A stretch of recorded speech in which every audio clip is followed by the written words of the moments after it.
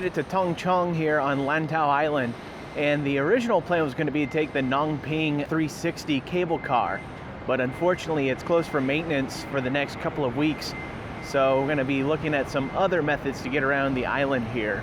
Hopefully get a chance to explore it a bit more. Spoke to a couple agents about the potential tour, and unfortunately there's no availability today. So they told me of a route to take with the local buses to get to Tai'o and then to Ngong Ping village. So we're gonna take that suggestion, hop on the buses, go to the different places and explore Lantau Island here a bit. Like the subways and ferries, Hong Kong's buses also accept the octopus card and can give you additional transportation options.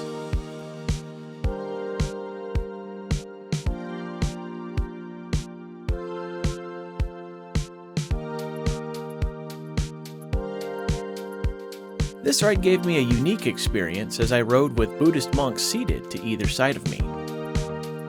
The bus may not be as scenic as a ride on the Ngong Ping 360, but it does have some neat views, and Lantau's hilly terrain makes the ride far from boring.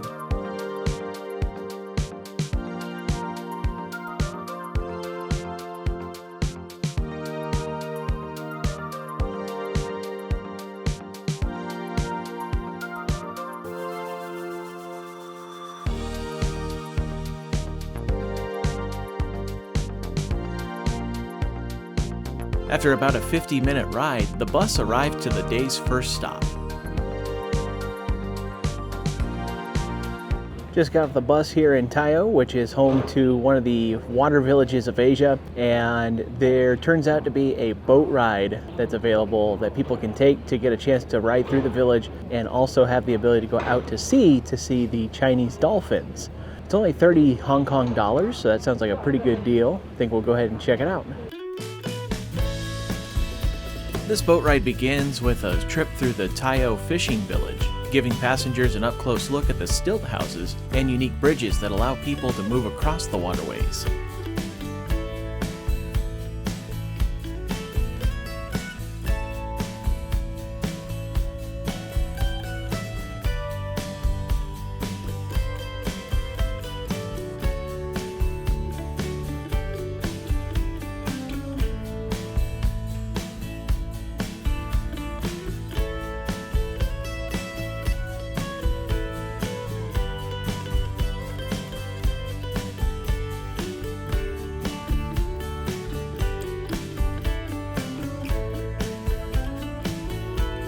From the village waterways, we rode out to the bay, where many boats will drop anchor on the land side of the large breakwater.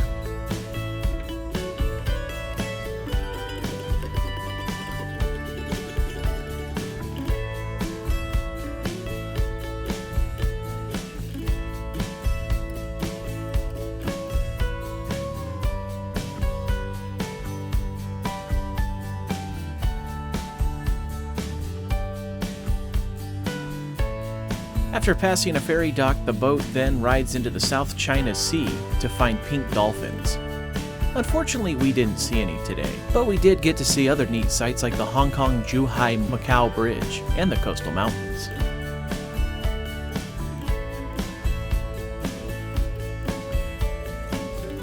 After the boat ride, I wanted to take a stroll through Tai'o for myself since I didn't get to walk through Kampong Ayer when in Brunei before.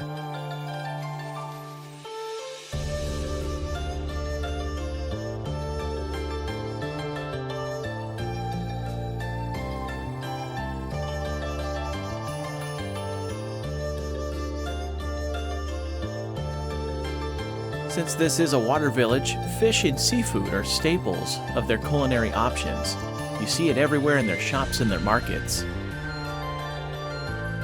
This place must be loaded with tons and tons of steak restaurants.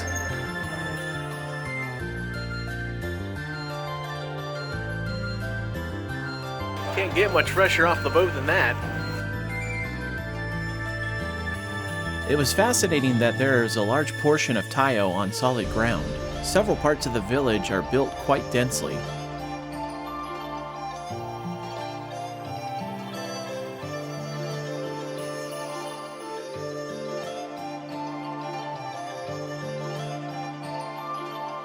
some of these houses really are not that big. I'm having a hard time imagining that some of these places are much bigger than my condo.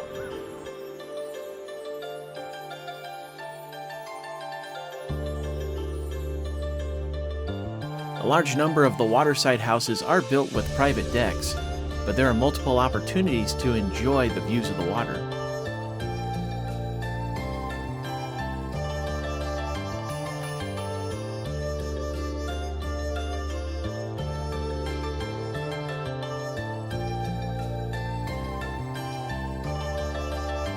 A really neat first stop for this visit to Lantau Island. Now we're going to go ahead and catch another bus to get up the hill to Ngong Ping.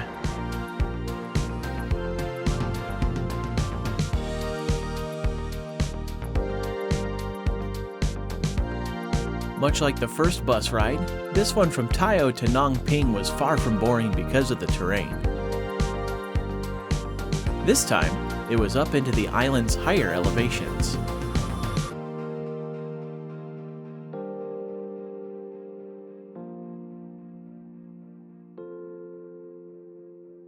Made it to Ngong Ping. Gonna go check out the Po Lin Monastery, and then after that, go see the big Buddha. When at Ngong Ping, you might see some unusual things. Feral cattle. Who would have thought that was actually a thing?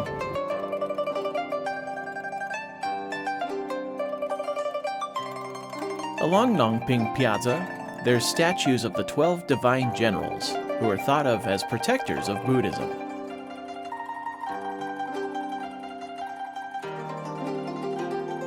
Just past the piazza is the Po Lin Monastery and the Hall of 10,000 Buddhas. Outside of the hall were a large number of incense that were burning as part of an offering by worshippers.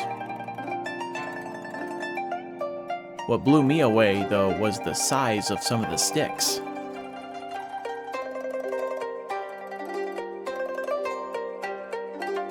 When visiting the monastery, you can walk through the Hall of 10,000 Buddhas to see some of the incredible decorative pieces.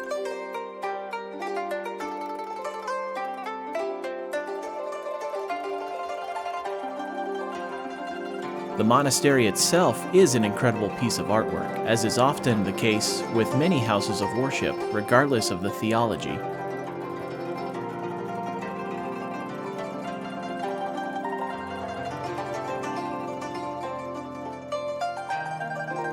But there is something particular about Buddhist temples.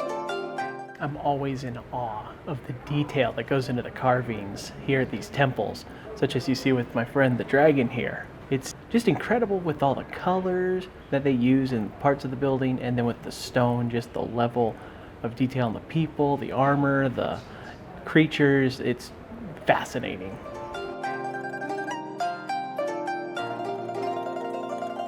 On the other side of the piazza from the monastery is the Tian Tan Buddah statue. To get to the statue, there is quite the staircase to climb.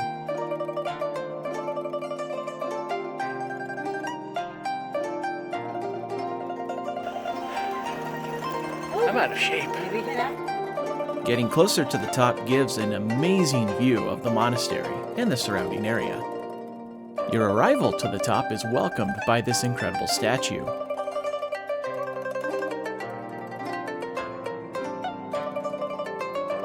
Along with the view back towards the piazza and the monastery, the deck surrounding the statue offers incredible views toward the coast.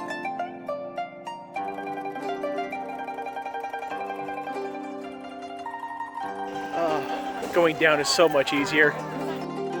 The last part of my stop to Ngong Ping was the Ngong Ping Village, just down the road from the piazza. Ngong Ping Village is a little bit of a touristy area here near the Tian Tan Buddah, where you could purchase souvenirs. You could also go to a variety of restaurants. And if you take the cable car, this is where it arrives to. Unfortunately, the cable car is closed, so we're going to be doing the bus to get back into town.